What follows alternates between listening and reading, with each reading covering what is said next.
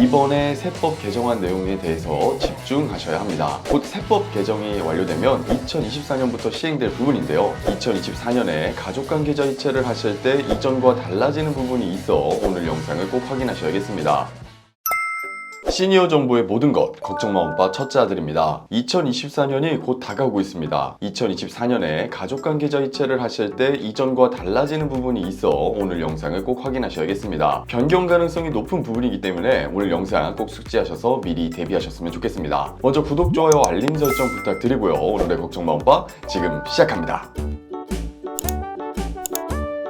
일단 가족간 계좌이체에 대한 부분을 빠르게 설명드리겠습니다. 타인에게 재산적 가치가 있는 무언가를 무상으로 줄 때 그것을 우리는 증여라고 부릅니다. 만약에 내가 공짜로 누군가에게 돈을 받았다면 그 돈에 대한 세금을 내야 하는데요. 그것을 우리는 증여세라고 부릅니다. 이 증여세는 내가 받은 돈의 액수를 기준으로 세율이 정해집니다. 적게는 10%에서 많게는 50%까지 세율이 부과되는데요. 세금이 발생하기 때문에 가족간 계좌이체를 할 때도 조심하지 않으면 쓸데없는 세금을 낼 수 있습니다. 제가 걱정마 오빠 댓글들을 보니 이런 부분들을 따지지 않고 덥석 몇억 원가량을 가족들에게 주신 분들도 계시더라고요. 이런 부분들은 다 국세청에서 추징이 들어가고요. 나중에 증여세를 추징당하게 되면 그에 상응하는 가산세까지 물어야 하므로 여간 손해가 아닙니다. 내가 열심히 번 돈 자식들에게 주겠다는데 이걸 세금을 떼어가냐 하시면서 억울하신 분들도 많을 겁니다. 그래서 최대한 증여세를 안 내는 방법에 대해 고민을 해보실 텐데요. 가장 많이 사용하는 방법 중에 하나는 증여재산 공제를 이용하는 방법입니다. 국가에서 지정한 기준 이하로 증여를 하게 되면 증여세를 물지 않겠다는 건데요. 왼쪽 표를 보시면 배우자는 6억 원, 직계 존속은 5천만 원이고 직계 존속이 미성년이라면 2천만 원입니다. 직계 비속은 5천만 원, 기타 친족의 경우 1천만 원까지는 증여재산을 공제해 줍니다. 여기서 주의해야 할 포인트가 하나 있는데요. 이 증여재산 공제는 10년 동안 증여된 금액을 다 합한 총액 기준으로 적용됩니다. 예를 들면 10년 동안 자녀에게 5천만 원을 두 번에 걸쳐 계좌이체 해줬다고 해볼게요. 첫 번째로 붙인 돈은 공제됩니다. 그런데 그 다음에 붙인 돈은 이미 5천만 원을 넘은 상태이기 때문에 공제되지 않습니다. 두 번째 붙인 돈은 증여세가 부과되는 것이죠. 헷갈리는 부분이니 꼭 챙기셔야 하고요. 여기서 잠깐! 이번에 세법 개정안 내용에 대해서 집중하셔야 합니다. 곧 세법 개정이 완료되면 2024년부터 시행될 부분인데요. 바로 결혼자금과 관련된 증여세 공제 기준이 변경될 것으로 보입니다. 간단하게 말씀드리면 결혼자금에 대해서는 직계 존속으로부터 증여받은 1억 원을 추가 공제하는 개정안이 발표된 건데요. 혼인신고일 기준 전후로 각각 2년씩, 그러니까 총 4년간 자녀에게 증여한 돈 1억 원에 대해서 증여세를 추가 공제하기로 했다는 겁니다. 예를 들어보겠습니다. 자녀분께서 2026년 1월 1일에 결혼하고 혼인신고할 예정이라고 합니다. 그러면 2024년 1월 1일부터 2027년 12월 31일까지 기존 5천만 원까지 가능한 증여 공제에 1억 원 추가 공제가 가능하므로 총 이 기간 동안에는 1억 5천만 원까지 증여세를 내지 않아도 된다는 이야기입니다. 결국 신랑 신부 모두 과거 10년간 증여받은 재산이 없다면 각자 자기 부모로부터 1억 5천만 원씩 총 3억 원을 세금 없이 증여받을 수 있는 셈입니다. 정부는 지난 6월 한국부동산원 기준 전국 주택 평균 전세값이 2억 2천만 원, 수도권은 3억 원인 점을 고려했다고 합니다. 하지만 지금까지 말씀드린 결혼자금에 대한 증여세 공제 내용은 확정은 아닙니다. 보통 국회에서 12월에 의결을 거쳐서 세법 개정이 이루어지기 때문에 지금 방송하고 있는 지금 시점에서는 아직 개정이 되지 않았고요. 국회 의결이 완료되면 내년 2024년 1월 1일부터 시행되는 것으로 생각해 주시면 되겠습니다.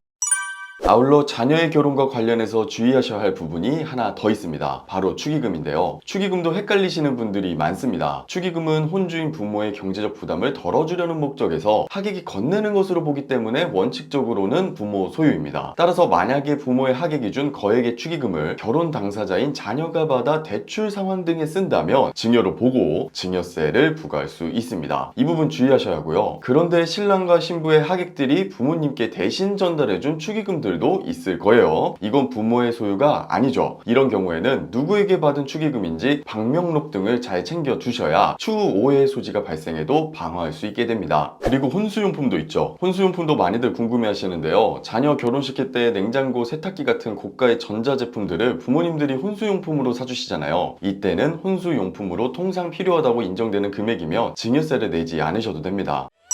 오늘은 2024년 가족간 계좌이체에 관련한 내용을 전달해 드렸습니다. 앞으로도 엄빠님들과 관련된 소식을 빠르고 신속하고 정확하게 전달해 드리는 걱정마 엄빠가 되겠습니다. 영상이 도움이 되셨다면 구독, 좋아요, 알림 설정 부탁드리면서 영상 마치겠습니다. 감사합니다.